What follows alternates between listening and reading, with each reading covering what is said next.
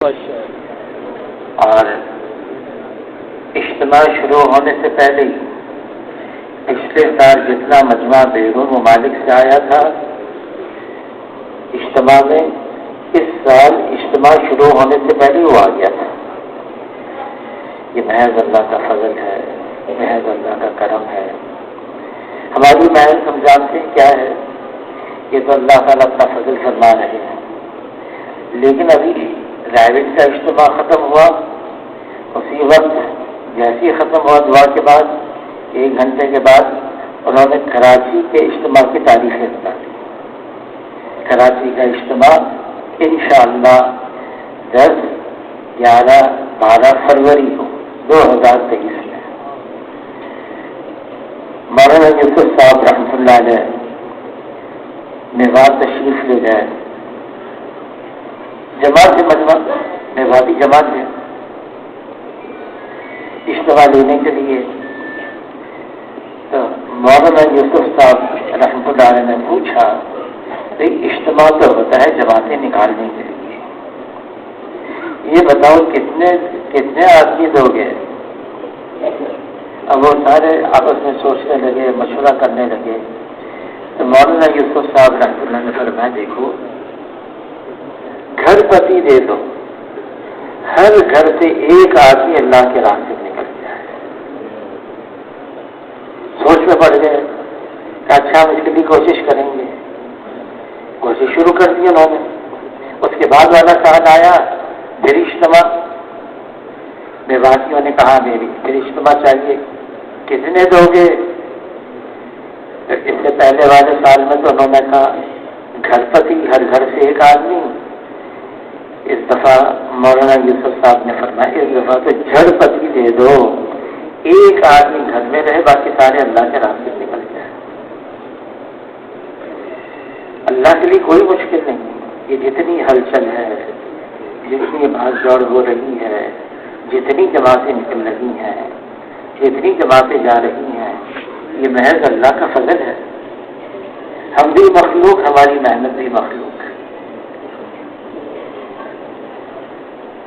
حاجی صاحب حاجی عبدالوہاب صاحب رحمۃ اللہ علیہ نے مولانا یوسف صاحب رحمۃ اللہ علیہ سے پوچھا آپ اس کام سے کیا چاہتے ہیں؟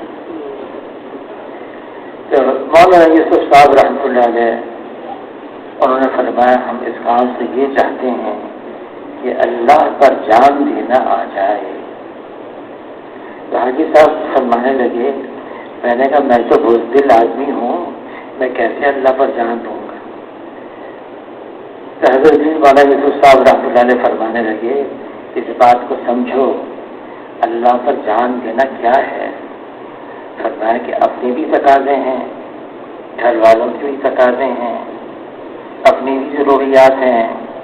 جب دین کا کوئی تقاضا آ جائے تو اس کے مقابلے میں اپنی ساری ذاتی تقاضوں کو، گھر کے تقاضوں کو نیچے کر دیا جائے اور دین کے تقاضوں کو اوپر کر دیا جائے۔ اس کا نام ہے اللہ پر جان دینا۔ اس پر حاجی صاحب فرمانے لگے ہاں یہ تو میں کر سکتا ہوں، یہ تو میں کر لوں گا۔ دین کے تقاضے صحابہ کرام رضوان اللہ علیہم اجمعین احد میں تشریف لے گئے، 70 صحابہ شہید ہوئے، کتنے زخمی ہو گئے، اور پھر اللہ کا حکم آ گیا ہمراہ اسد پر جانا ہے، اور وہی جائیں گے جو احد میں شریک ہوں گے، جو شریک تھے اس کے علاوہ نہیں، کوئی نیا نہیں، بلکہ جو احد میں شریک ہوئے وہی جائیں گے۔ کوئی اتنا زخمی تھا چل نہیں سکتا تھا تو دوسرے کے کاندھے پر بیٹھ کے وہ گیا، لیکن گئے وہ امت کو ایک پیغام دیا۔ یہ تقاضے آتے ہیں یہ ایمان کی ترقی کے لیے، یہ اس لیے آتے ہیں دین دنیا کے اندر عام ہوتا رہے۔ آدمی جب تقاضوں میں پستا رہتا ہے۔ حاجی صاحب حاجی عبدالوہاب صاحب قرآنوں کا جوڑ تھا، ہدایات دی، گھنٹوں لگ گئے اس پر، پھر دعا مانگی، دعا دیں، وہ بھی بہت لمبی دعا۔ اس کے بعد حویلی میں تشریف لائے، مشورہ ہو رہا تھا، حویلی کے اوپر تھے، اس ویل چیئر کے اندر سے وہ اونگنے لگے، یہاں تک کہ سونے لگے اور گرنے لگے۔ تو ساتھیوں سے کہا کہ آپ ان سے کہہ دیں ہم آپس میں بات کر لیں گے، جو مشورہ ہوگا پھر آپ کے سامنے رکھیں گے، آپ جیسے طے کر لیں گے۔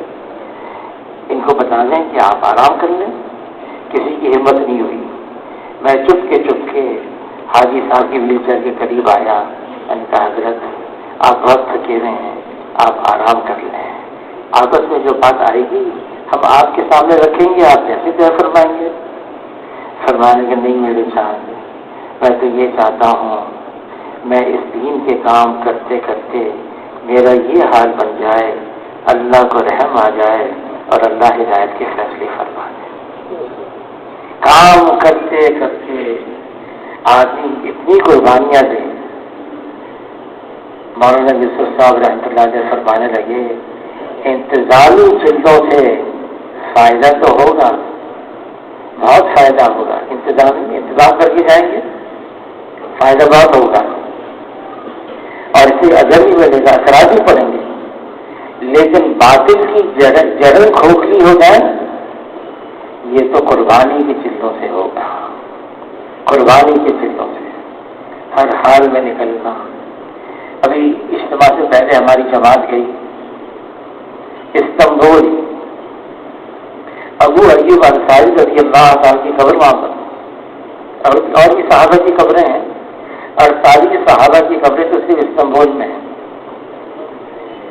تو ابو ایوب انصاری رضی اللہ تعالیٰ عنہ، ان کے بارے میں یہ آتا ہے کہ 90 سال سے زیادہ ان کی عمر تھی، نکل گئے اللہ کے راستے۔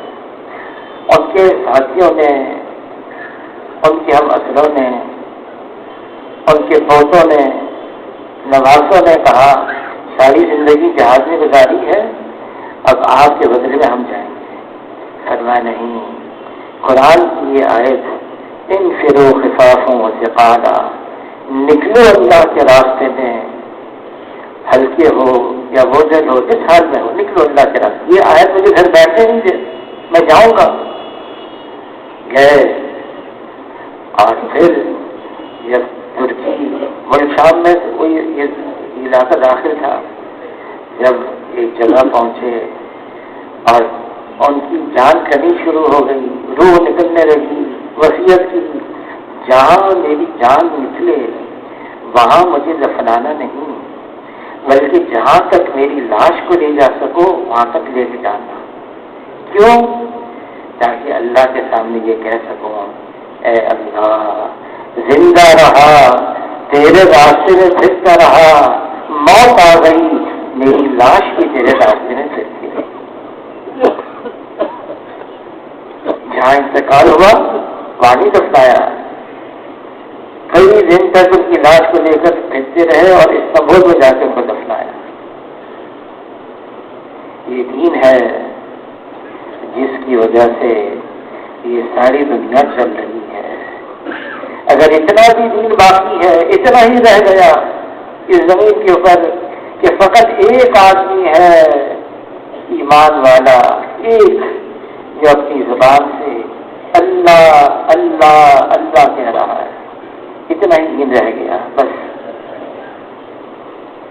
اتنے دین پر بھی اللہ تعالیٰ زمین اور آسمان کو باقی رکھیں گے، اس میں جتنی مخلوق ہوگی اللہ اس کو سنبھالیں گے اور پالیں گے، اور اتنا دین بھی باقی نہ رہا اس زمین کے اوپر، کوئی اللہ کا نام لینے والا باقی نہ رہا، اللہ تعالیٰ زمین اور آسمان کو ختم فرما دیں گے، پھر قیامت آ جائے گی، پھر دنیا کی ضرورت باقی نہیں رہے گی۔ اس دین کی خاطر جو قربانیاں دی ہیں صحابہ اکرام رضوان اللہ علیہم اجمعین، ہم اندازہ نہیں لگا سکتے۔ پڑھ تو سکتے ہیں، ان کے واقعات پڑھتے ہیں۔ عمر رضی اللہ تعالیٰ عنہ امیر المومنین خلیفہ وقت ہیں، خباب رضی اللہ عنہ سے پوچھا کہ سنا ہے تم کو جلتے ہوئے انگاروں پر لٹایا گیا تھا؟ تو خباب رضی اللہ تعالیٰ عنہ نے اپنی قبر سے چادر ہٹائی اور دیکھ لو یہ۔ تو عمر رضی اللہ تعالیٰ عنہ فرمانے لگے ایسی قبر تو میں نے کسی کی نہیں دیکھی، فرمانے لگے میرے خون سے اور میری پیٹھ سے وہ آگ کے انگارے بجھتے تھے. یہ مشقتیں اٹھائیں انہوں نے، تکالیف اٹھائیں، یہ دین ہم تک پہنچا ہے. اب ہماری بھی ذمہ داری ہے. جو کلمہ صحابہ کرام نے پڑھا تھا لا الہ الا اللہ محمد رسول اللہ، وہی کلمہ ہم بھی پڑھتے ہیں. یہ کلمہ لا الہ الا اللہ محمد رسول اللہ، یہ کلمہ ایمان ہے، یہ کلمہ معرفت ہے، یہ کلمہ عبدیت ہے، یہ کلمہ حق ہے، یہ کلمہ توحید ہے، یہ کلمہ اخلاص ہے. لا الہ الا اللہ یہ وہ کلمہ ہے جس میں نفی، انکار، لا اللہ کی دعوت جو کچھ ہے وہ اللہ کا ما سوا ہے، وہ اللہ کا غیر ہے، اور جو اللہ کا غیر ہے وہ اللہ کے بغیر کچھ کر نہیں سکتا ہے. اس کلمے کی حقیقت کو صحابہ کرام نے اپنے دل میں اتار دیا تھا. زبان تو کلمے کو بولنے کی جگہ ہے، زبان اظہار کرتے ہیں ہم ایمان کا زبان کا، لیکن ایمان کی جگہ اس کا محل یہ انسان کا دل ہے. جناب رسول اللہ صلی اللہ علیہ وسلم فرماتے ہیں انسان کے جسم کے اندر ایک گوشت کا لوتھڑا ہے، یہ صحیح ہو گیا سارا بدن صحیح ہے، یہ بگڑ گیا سارا بدن بگڑا ہوا ہے. یہ گوشت کا لوتھڑا انسان کا دل ہے، اور دل کا بننا یہ ہے اس دل میں صرف اللہ ہو، اس دل میں صرف اللہ کا یقین ہو اور اس کے علاوہ کچھ اور نہ ہو. یہ دل اللہ کی تجلی گاہ ہے. یہ دل، یہ مکان ہے، یہ جگہ ہے، یہ زمین اللہ کو نہیں سما سکتی، یہ آسمان اللہ کو نہیں سما سکتا. مومن کا دل ہے یہ اللہ کو سما سکتا ہے. لیکن اس دل میں اللہ ہوں گے، اللہ میں کوئی کمی نہیں، کوئی کمی نہیں، کوئی خامی نہیں. یکسر اللہ تعالیٰ عیب سے پاک اور صاف ہے. شکل بھی پاک صاف ہونی ہے، دل ناپاک ہے. مال، نقشے، چیزیں، دنیا، عہدے، منصب، یہ فاسد مادہ اگر دل میں ہے، دل تو ناپاک ہے، اس دل میں اللہ نہیں آئیں گے. اس لیے کلمہ اس کو شروع کیا ہے لا سے.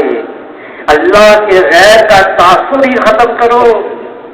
مال سے زندگی نہیں بنتی، مال والوں سے زندگی نہیں بنتی. زندگی اس کی بنتی ہے جس کی اللہ بناتے ہیں. نقشوں سے، چیزوں سے، نقشے والوں سے، چیزوں والوں سے کام نہیں بنتا. کام اس کا بنتا ہے جس کی اللہ بناتے ہیں. منصب، عہدہ، ڈگری، اس سے عزت نہیں ملتی. منصب والوں سے، عہدے والوں سے، ڈگری والوں سے عزت نہیں ملتی. عزت اس کو ملتی ہے جس کو اللہ دیتے ہیں. اللہ دینے پر آئے کوئی روک نہیں سکتا، اللہ بنانے پر آئے کوئی بگاڑ نہیں سکتا. اور اگر اللہ ہی روک دیں پھر کون ہے جو دے سکتا ہے؟ اگر اللہ ہی بگاڑ دیں پھر کون ہے جو بنا سکتا ہے؟ اس کائنات کو اللہ نے بنایا ہے، اکیلے بنایا ہے، بلا شرکت غیر کے بنایا ہے. اس پانی پر اللہ نے زمین کو بچھا دیا، پہاڑوں کو اس پر گاڑ دیا، آسمان کو بغیر ستون کے بلند کیا، بادلوں سے بارش کو برسایا، زمین سے کھیتی درختوں کو اگایا. ایک دن اور رات کا نظام چلایا، دن کو رات پر لپیٹا، رات کو دن پر لپیٹا۔ اگر تا قیامت رات کا اندھیرا ہوتا، اللہ کے علاوہ کون جو دن کا اجالا لے آئے؟ اگر تا قیامت دن کا اجالا ہوتا، اللہ کے علاوہ کون جو رات کا اندھیرا لے آئے؟ یہ سارا نظام اللہ چلا رہے ہیں۔ کائنات کو بنایا، اکیلے بنایا، بلا شرکت غیر کے بنایا، پھر اس کائنات کا نظام اللہ چلا رہے ہیں، اکیلے چلا رہے ہیں، بلا شرکت غیر کی چلا رہے ہیں۔ وہ ایک ہے، وہ اکیلا ہے، وہ یکتا ہے، وہ تنہا ہے۔ اللہ کا کوئی ثانی نہیں، اللہ کا کوئی ساتھی نہیں، اللہ کا کوئی ساجی نہیں، اللہ کا کوئی متوازی نہیں، اللہ جیسا کوئی نہیں، وہ وحدہ لا شریک لہ ہے۔ اللہ تعالیٰ اول، اللہ سے پہلے کچھ نہیں، اللہ تعالیٰ آخر، اللہ کے بعد کچھ نہیں، اللہ تعالیٰ ظاہر، اللہ کے اوپر کچھ نہیں، اللہ تعالیٰ باطن، اللہ کے علاوہ کچھ نہیں۔ لا الہ الا اللہ، یہ کلمہ معرفت ہے جس کے ذریعے سے ہم اللہ کو پہچان سکتے ہیں۔ اللہ کی طاقت، اللہ کی قوت، اللہ کی قدرت اتنی زبردست ہے کہ کوئی اللہ کو عاجز کر نہیں سکتا، نہ زمین پر نہ آسمان پر۔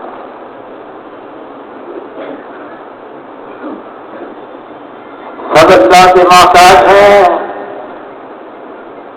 اور اللہ کو کسی کی بھی احتیاج نہیں ہے۔ سب اللہ کے محتاج ہیں، بنانے والے اللہ ہیں، خالق اللہ ہے، اور باقی سب بنی ہوئی ہے، سب مخلوق ہیں۔ مالک اللہ ہے اور باقی سب مملوک، رازق اللہ ہے اور باقی سب مرزوق، غالب اللہ ہے اور باقی سب مخلوق ہیں۔ مخلوق جس کو اللہ نے بنایا ہے، طرح طرح کی مخلوق بنائی ہے، بعض اتنی ضعیف ضعیف انسان آنکھوں سے نہیں دیکھ سکتا، دور سے دیکھنا ہوتا ہے، اور بعض مخلوق اتنی لطیف نورانی فرشتے انسان ہی دیکھ اپنی آنکھ سے دیکھ سکتا، اور بعض مخلوق ظاہری شکل میں اتنی زوراور، بعض مخلوق ظاہری شکل میں اتنی طاقتور، اور بعض مخلوق ظاہری شکل میں اتنی کتاور۔ جبرائیل علیہ السلام اگر اپنی اصلی حیت میں آ جائیں، ان کا سر عرش مولا سے جا کر لگے، ان کے پاؤں تحت سرا میں 600 کروڑ میں سے اگر جبرائیل علیہ السلام ایک پر کھول دیں، سارا مشرق تھک جائے، اور اگر دوسرا کھول دیں سارا مغرب تھک جائے۔ ایسی بھی مخلوق اللہ نے بنائی ہے، لیکن مخلوق مخلوق ہے، خالق اللہ ہے، اور مخلوق کی اللہ کے سامنے کوئی حیثیت حقیقت نہیں ہے۔ اللہ کو اپنی تمام مخلوقات پر کلی اختیار اور کامل تصرف حاصل ہے۔ کائنات کا ذرہ ذرہ اللہ کے حکم میں جکڑا ہوا ہے، سب اللہ کے قابو میں، کوئی مخلوق ایسی نہیں جس پر اللہ کا قبضہ نہ ہو، سب پر اللہ کا قبضہ ہے۔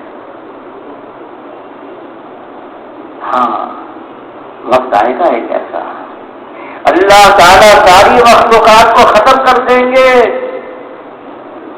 ساری مخلوقات کو، زمینی ہو، آسمانی ہو، انسان ہو، جن ہو، فرشتے ہو، سب ختم، یہ دنیا بھی ختم، پھر اللہ تعالیٰ پکاریں گے، سوال کریں گے لمن الملک اليوم، آج کس کی بادشاہت ہے؟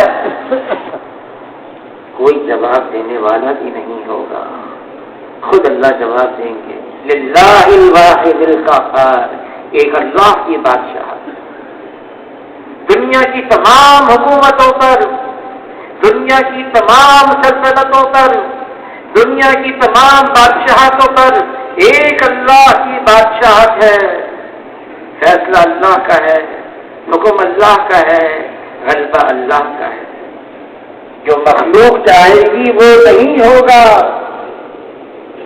جو اللہ چاہیں گے وہ ہوگا، مخلوق کا چاہنا محض چاہنا ہے اور اللہ کا چاہنا ہو جانا ہے، اور ہوگا وہ جو اللہ چاہیں گے۔ بیچارہ انسان خود اللہ فرما رہے ہیں اے انسانوں تم سارے کے سارے فقیر ہو، محتاج ہو، ضرورت مند ہو، غنی تو اللہ کی ذات ہے جو سب کو دے رہا ہے۔ لا الہ الا اللہ، یہ کلمہ معرفت ہے، جس نے اللہ کو پہچان لیا جیسے اللہ ہے، پھر وہ اللہ کو چھوڑ کر کہیں اور نہیں جائے گا۔ ففروا الی اللہ، دوڑو بھاگو اللہ کی طرف، اللہ کو چھوڑ کر مال کی طرف، نقشوں کی طرف، چیزوں کی طرف، سب کو فنا ہے، باقی رہنے والی ذات صرف ایک اللہ کی ہے۔ جس نے اللہ کو پہچان لیا جیسے اللہ ہے، جس کے دل میں صرف اللہ سے امید ہوگی، جس کے دل میں صرف اللہ کا خوف ہوگا، یہ دل ہمیشہ مطمئن رہے گا، اطمینان۔ اور جس دل میں اللہ کے علاوہ سے امید ہوگی، اللہ کے علاوہ کا خوف ہوگا، یہ دل ہمیشہ پریشان رہے گا۔ جو اللہ سے ڈرتا ہے پھر ہر چیز اس سے ڈرتی ہے، جو اللہ کے غیر سے ڈرتا ہے پھر ہر چیز اس کو ڈراتی ہے۔ یہ کائنات اللہ کی ہے، ہم دنیا میں بھیجا اسی لیے۔ ابن عباس رضی اللہ تعالیٰ عنہ فرماتے ہیں کہ اللہ نے جو قرآن پاک میں فرمایا نا وَمَا خَلَقْتُ الْجِنَّ وَالْإِنسَ إِلَّا لِيَعْبُدُونِ، اللہ نے جن اور انس کو اپنی عبادت کے لیے پیدا کیا ہے، فرماتے ہیں إِلَّا لِيَعْبُدُونَ سے مراد ہے إِلَّا لِيَعْرِفُونَ، اللہ کو پہچانو۔ مکہ مکرمہ میں حضور صلی اللہ علیہ وسلم صحابہ کرام پر محنت فرما رہے ہیں، اور کس بات کی محنت؟ لا الہ الا اللہ، یہ حقیقت بن کے دل میں اتر جائے۔ 13 سال مکہ مکرمہ میں، اور کیسے اللہ کو پہچانا انہوں نے؟ علی رضی اللہ تعالیٰ عنہ فرماتے ہیں میرے اور اللہ کے درمیان کے پردوں کو ہٹا دیا جائے، میرے ایمان میں ذرے برابر کا اضافہ نہ ہو، میں اب بھی ایسا ہوں جیسے آنکھوں سے اللہ کو دیکھ رہا ہوں۔ اور واقعی ایسا ہو گیا تھا۔ صحابہ کرام کا ایمان جو اللہ کے ساتھ ان کی کو معرفت مل گئی تھی، اللہ کی پہچان، وہ اللہ کے علاوہ کسی سے قائم نہیں ہوتے تھے، کسی سے نہیں، بلکہ اللہ کے غیر کا تاثر ہی دل و دماغ سے ختم ہو گیا۔ کوئی حال آئے کیسا ہی آئے، حضور صلی اللہ علیہ وسلم غار ثور میں ابو بکر رضی اللہ تعالیٰ عنہ کے ساتھ ہیں،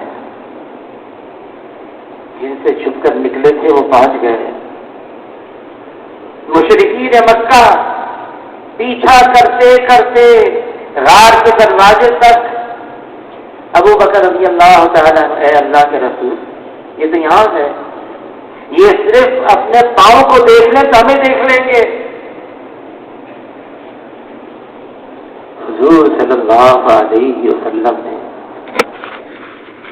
ایک جملہ فرمایا، جس کو اللہ نے کلام پاک میں نقل فرما دیا، لا تحزن، گھبراؤ مت، خوف مت کرو، ان اللہ معانا، اللہ ہمارے ساتھ ہیں، جو خالق کائنات ہیں، جو مالک کائنات ہیں، جن کے قبضے میں سب کچھ ہے، اللہ کے علاوہ کوئی ہستی نہیں جو اللہ کے حکم کے بغیر یہاں کچھ کر سکے، یہاں جو کچھ ہے اللہ کی طرف سے۔ ہاں اللہ آزماتے ہیں، پرکھتے ہیں، جانچتے ہیں، فرما دیا ہم نے پہلوں کو بھی جانچا ہے، پرکھا ہے، ہم تمہیں بھی جانچیں گے اور پرکھیں گے۔ کس بات پر؟ لا الہ الا اللہ، اس کے اقرار میں کون سچا ہے اور کون جھوٹا ہے۔ فرمایا جس کا مفہوم ہے جناب رسول اللہ صلی اللہ علیہ وسلم، جو اس حالت میں اللہ کے ساتھ ملاقات کرے کہ اشہد ان لا الہ الا اللہ واشہد ان محمد رسول اللہ کی گواہی دیتے ہوئے اللہ سے ملاقات کرے، سیدھا جنت میں جائے گا۔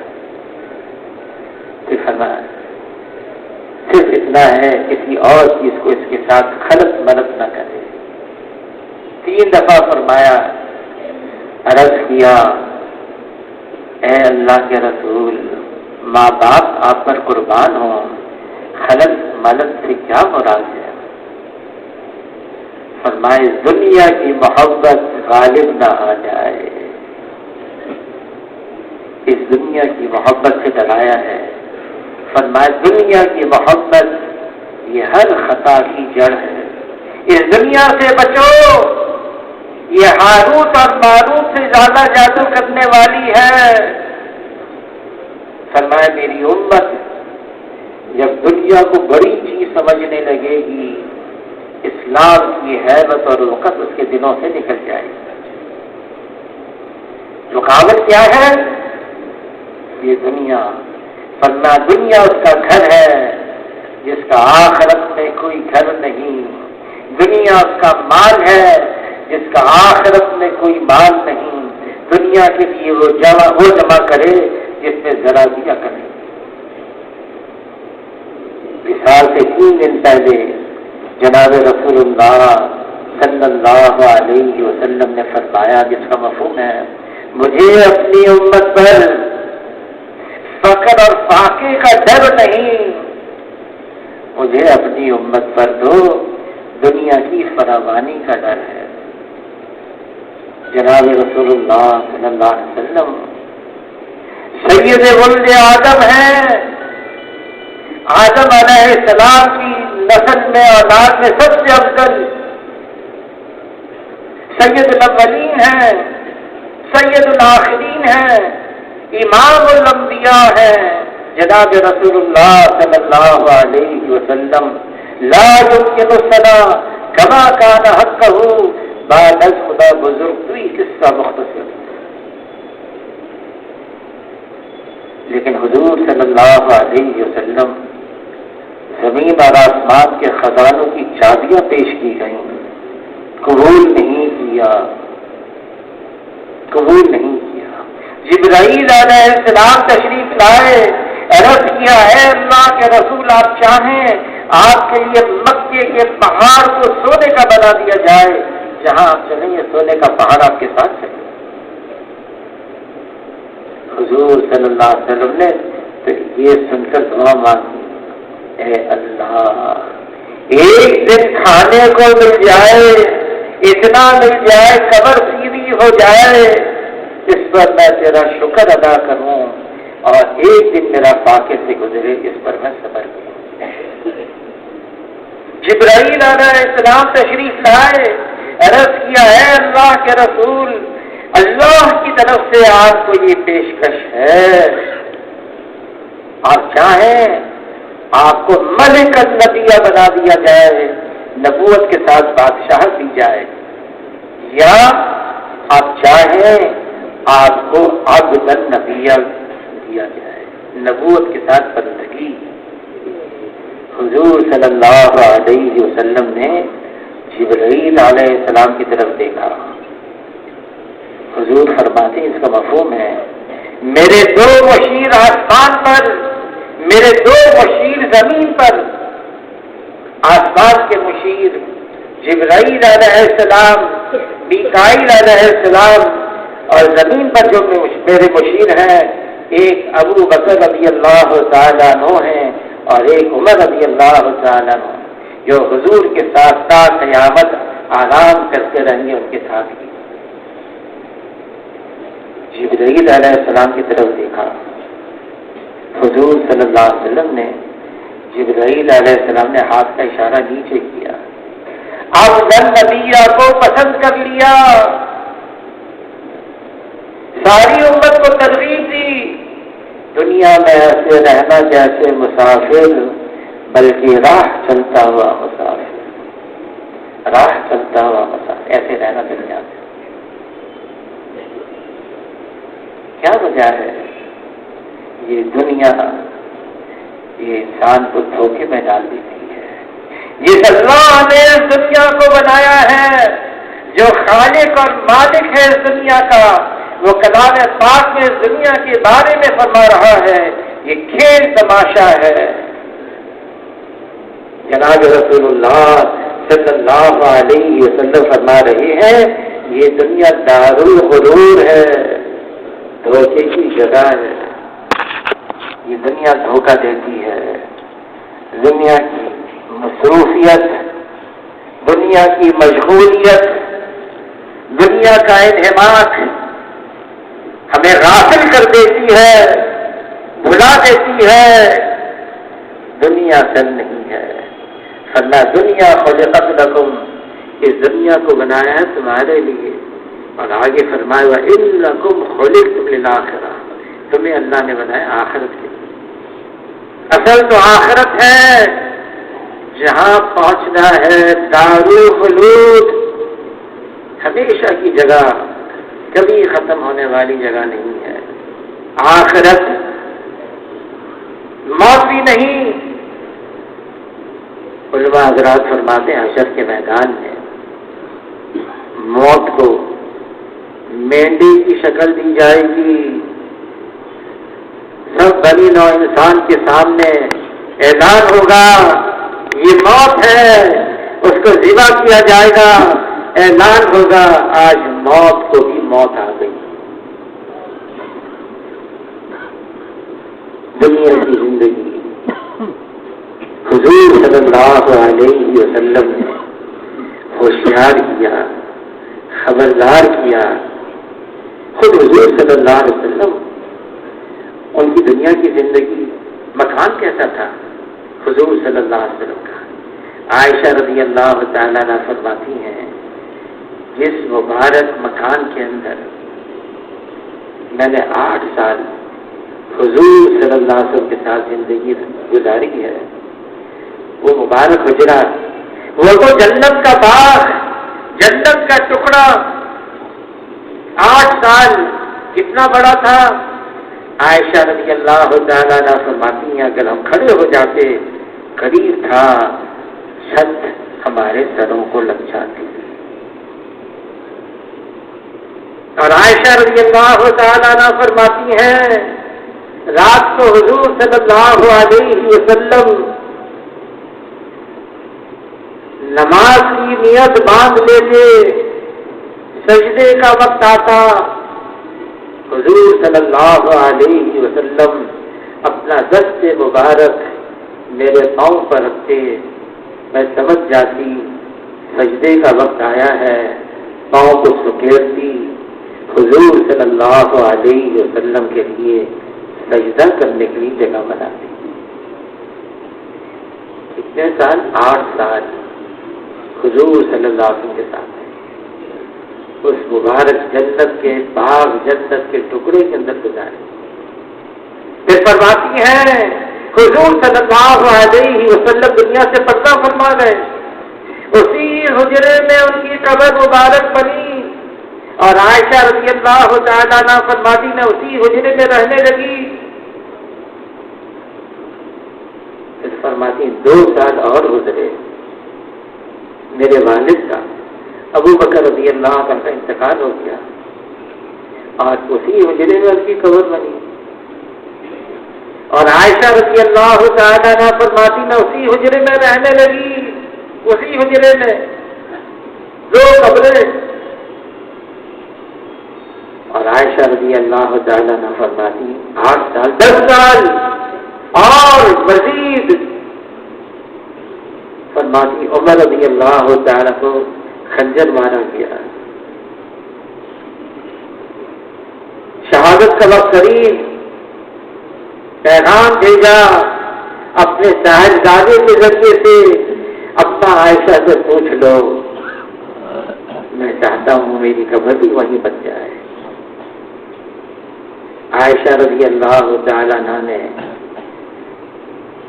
جواب بھیجا، جگہ تو میں نے اپنے لیے رکھی تھی، لیکن عمر رضی اللہ تعالیٰ عنہ ایسے نہیں ہیں کہ وہ ایک فرمائش کریں اور اس کو پورا نہ کیا جائے۔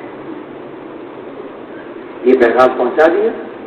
عمر رضی اللہ تعالیٰ عنہ فرمانے لگے دیکھو ابھی تو روح بدن میں باقی ہے، جب روح بدن سے جدا ہو جائے پھر میرا جنازہ اس مبارک مکان کے سامنے رکھ دینا، پھر جا کے پوچھنا عائشہ رضی اللہ تعالیٰ عنہ سے آپ کی اب کیا منشا ہے۔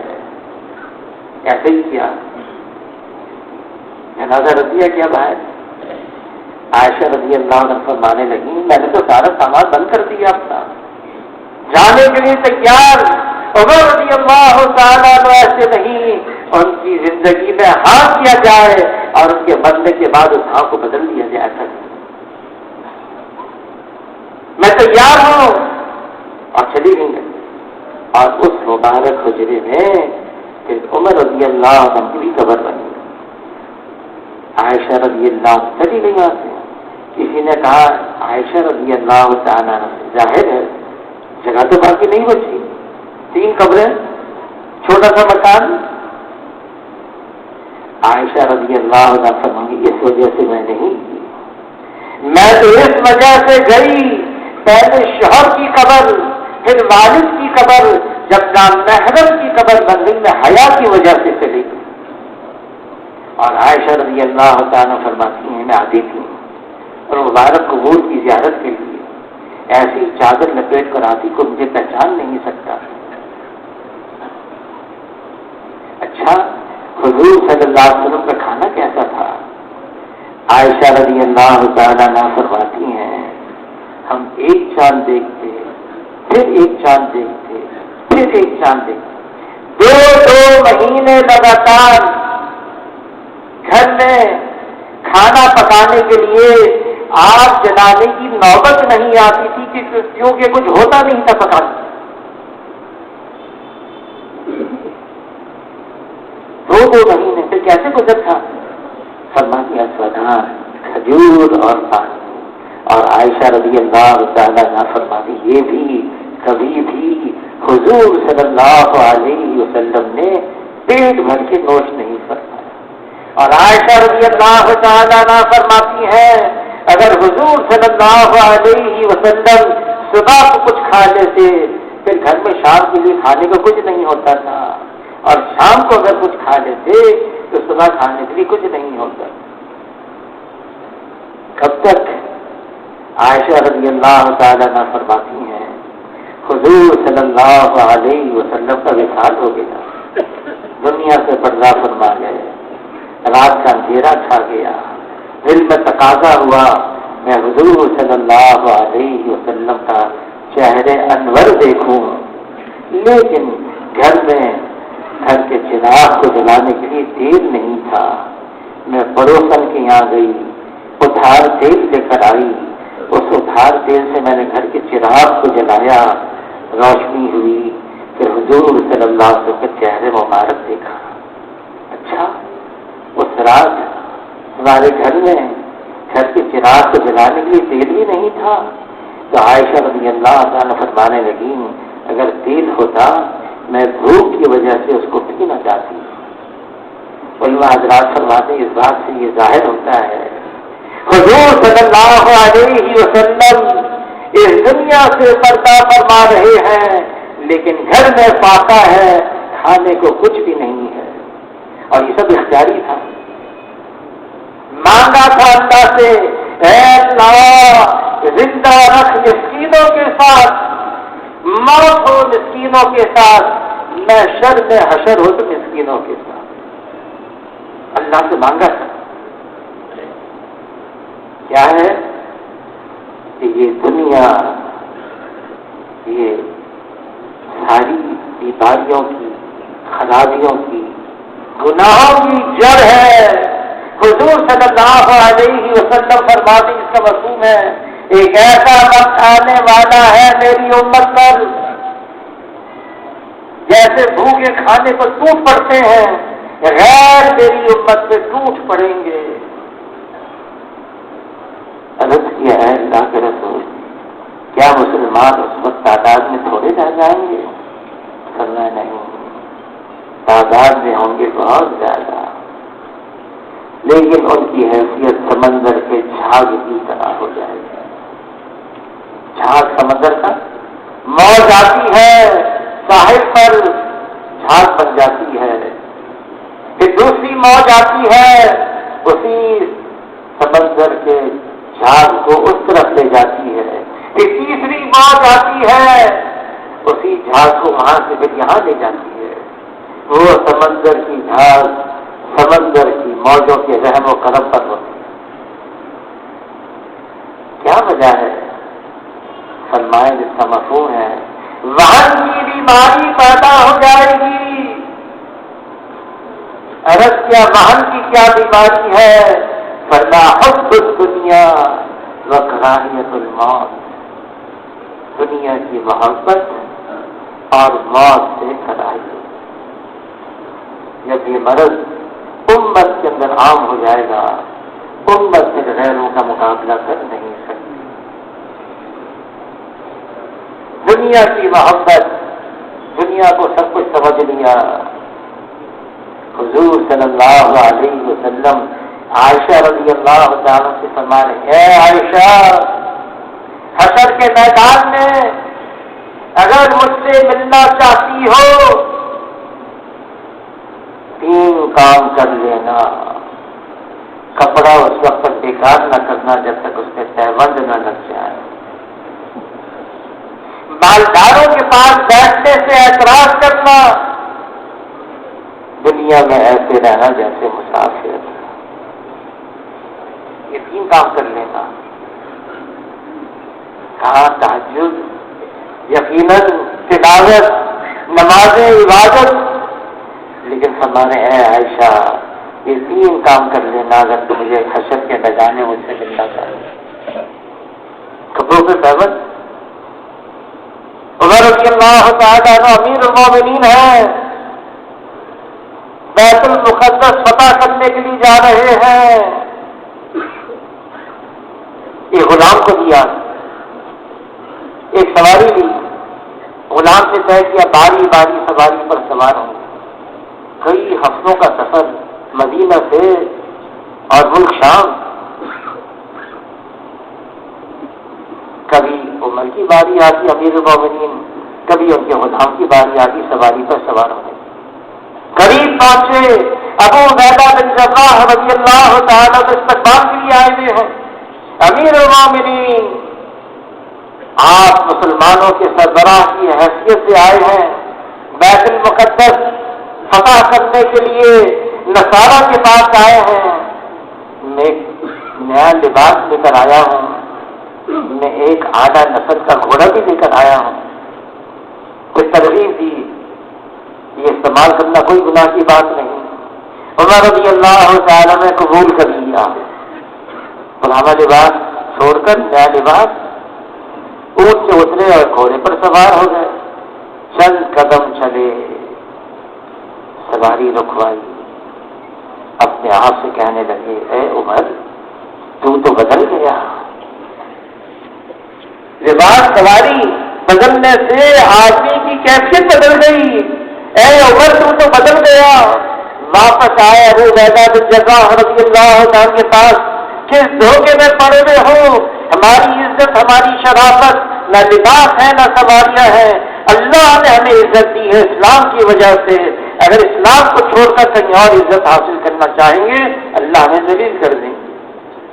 وہی پرانا لباس، پیبند لگا ہوا، وہی اونٹ پر سوار، اور ابو عبیدہ بن جراح سے فرمایا کہ چلو ہم آ رہے ہیں، اپنی رفتار سے آئیں گے۔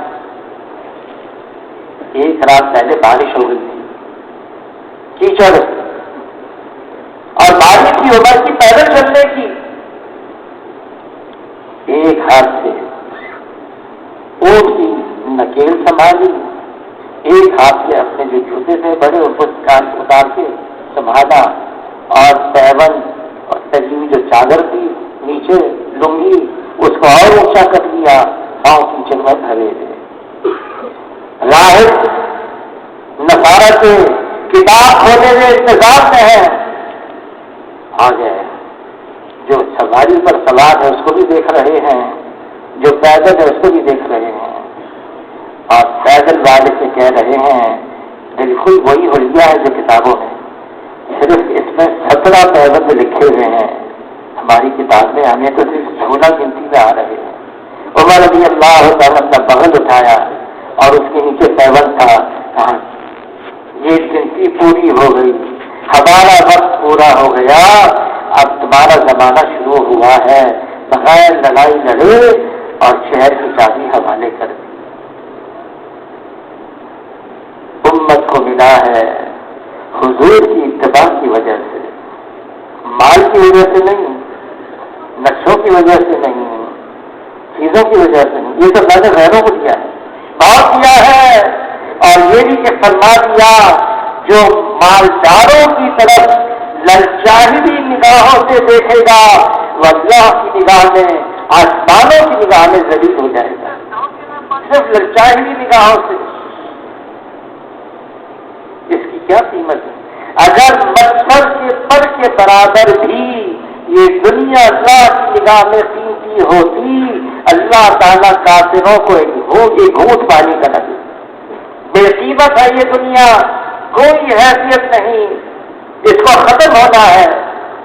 یہاں اگر قیمتی دولت ہے وہ دین ہے جو حضور صلی اللہ علیہ وسلم لے کر آئے، یہ دین ہے، اور یہ دین ضمانت دیتا ہے جو دین پر چلے گا کیسا چلے گا؟ کچھ اختیار کر لیا کچھ چھوڑ دیا، نہیں نہیں، اللہ فرماتے پورے سے پورے اسلام میں داخل ہو جاؤ۔ مولانا یوسف کا دہلی رحمۃ اللہ علیہ فرماتے تھے آدھا فیصد آدھا پٹیل یہ نہیں چلے گا، پورے کے پورے دین میں داخل ہو جاؤ، سر سے لے کر پاؤں تک، ظاہر بھی اور باطن بھی، کرنا بھی، اٹھنا بھی، بیٹھنا بھی، یہ سب حضور صلی اللہ علیہ وسلم کے طور طریقے کے ثابت ہے۔ حضور صلی اللہ علیہ وسلم جو کچھ لے کر آئے اللہ کی طرف سے ساری دنیا کے اندر عام ہو جائے۔ ساری دنیا نے ایک ذمہ داری اور لگا دی، ایک تو یہ ہے میں کر لوں، بہت اچھی بات ہے، ایک یہ ہے یہ سارا کا سارا دین پوری دنیا کے اندر عام ہو جائے، یہ عجیب ذمہ داری ہے۔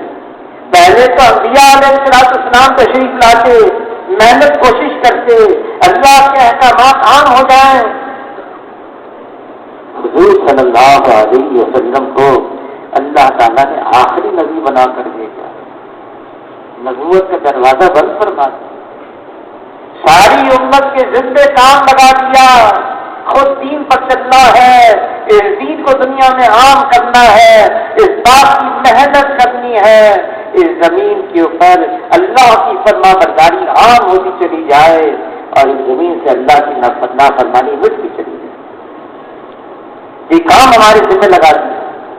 اور پھر یہ بھی فرما دیا اس کام کی وجہ سے یہ امت جو سب سے آخر میں آئی ہے اور سب سے پہلے جنت میں جائے گی، اس کام کی وجہ سے یہ سابقہ امتوں پر سبقت لے گئی، یہ بہترین امت ہے، یہ نبیوں کی طرح سے محنت کوشش کرتی ہے، دعوت اللہ کی طرف بلانا، اللہ کے دین کی طرف بلانا، اللہ کے احکامات کی طرف بلانا، جناب رسول اللہ صلی اللہ علیہ وسلم والے اعمال اور حضور صلی اللہ علیہ وسلم والی محنت، اس کی طرف دعوت دینا، یہ کام ہمارے دل میں لگا دیا۔ صحابہ کرام ساری دنیا میں پھیل گئے، ایک ہی کام تھا ان کا، یہ دین دنیا میں عام ہو جائے، اور اس لیے تاکہ اللہ ان سے راضی ہو جائے، بس اس کے بدلے میں دنیا میں کچھ مل جائے۔ ایک بہت بڑے عالم آئے مولانا یوسف صاحب رحمۃ اللہ علیہ کے پاس، فرمانے لگے اس کام سے آپ کیا چاہتے ہیں؟ مسلمانوں کی شان و شوکت جو گم ہو گئی، جو ختم ہو گئی، واپس آ جائے؟ فرمایا نہیں، اس کام کے ذریعے سے ہم پھوٹی کوڑی بھی نہیں چاہتے ہیں، ہم یہ بھی نہیں چاہتے مسلمانوں کی شان و شوکت واپس مل جائے، ہم تو صرف یہ چاہتے ہیں اللہ تعالی ہدایت کو دنیا میں عام کرتے ہیں۔ بس دنیا کے رہنے والے سارے انسان یہ اللہ کی اطاعت میں زندگی گزاریں، حضور کی تابعداری میں زندگی گزاریں، ہم صرف یہی چاہتے ہیں۔ اتنے بڑے عالم کچھ سوچ کر کہنے لگے مولانا میں تو آج مسلمان ہوا ہوں، یہ بات آج مجھے پتہ چلی ہے کہ آپ اس کام کے ذریعے سے صرف اتنا ہی چاہتے ہیں، بدلے میں کوئی شکریہ ادا کر دے، شاباشی دے دے، جزاک اللہ کہہ دے، یہ بھی نہیں چاہتے، اللہ ہم سے راضی ہو جائے، بس اتنا چاہتے ہیں۔ مولانا یوسف صاحب رحمۃ اللہ علیہ مولانا احمد علی لاہوری رحمۃ اللہ علیہ کی خدمت میں حاضر ہوئے، جنا والا گیٹ میں لاہور، تو مولانا احمد علی لاہوری رحمۃ اللہ علیہ فرمانے لگے یہ جو کام عرب عجم میں پھیل رہا ہے یہ تمہارے والد کے اخلاص کی برکت ہے، اخلاص کی برکت، مولانا ریاض صاحب کے اخلاص کی برکت۔ ہمیں کچھ نہیں چاہیے، کوئی ہمیں آگے کرے، کوئی ہمیں پیچھے کرے، کوئی ہمیں شاباشی دے۔ فرماتے ہیں مخلص کون ہے؟ مخلص وہ ہے کہ اس کی تعریف کرنے والا، اس کی مذمت کرنے والا اس کے سامنے برابر ہو جائے۔ مجھے تو اللہ کی رضا چاہیے۔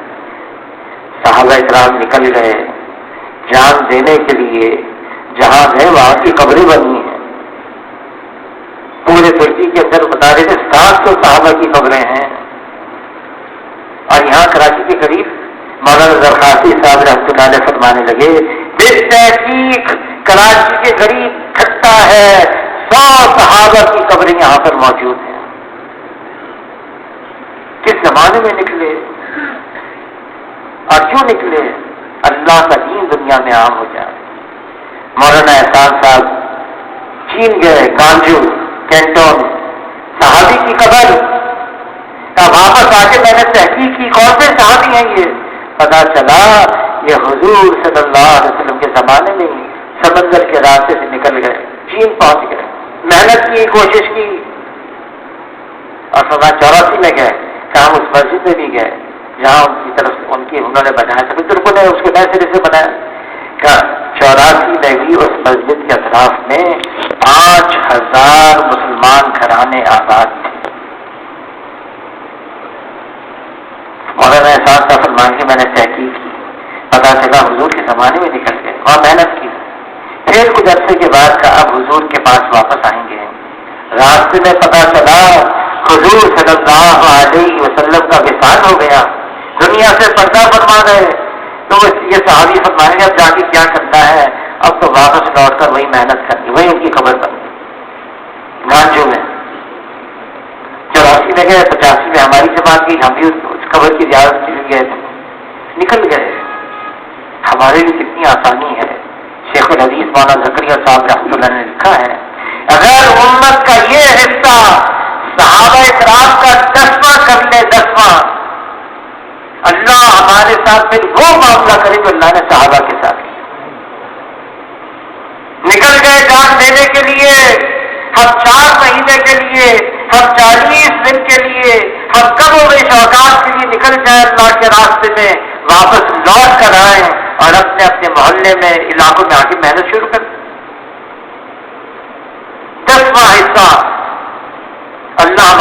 وہی معاملہ کریں گے جو اللہ نے ان کے ساتھ کیا، اور اللہ کر رہے ہیں۔ اتنا بڑا مجمع جو جمع ہو رہا ہے، لوگ نکل رہے ہیں اللہ کے راستے میں، کتنی جماعتیں نکلی، جماعتوں کی جماعتیں نکل رہی ہیں، آ رہی ہیں، یہ محض اللہ کا فضل ہے، اللہ کا کرم ہے۔ لیکن ہمارے بڑے فرماتے اس کام کا تھوڑا بھی بہت ہے اور بہت بھی تھوڑا ہے، بہت سارا کام ابھی باقی رہتا ہے، ہمیں کرنا ہے۔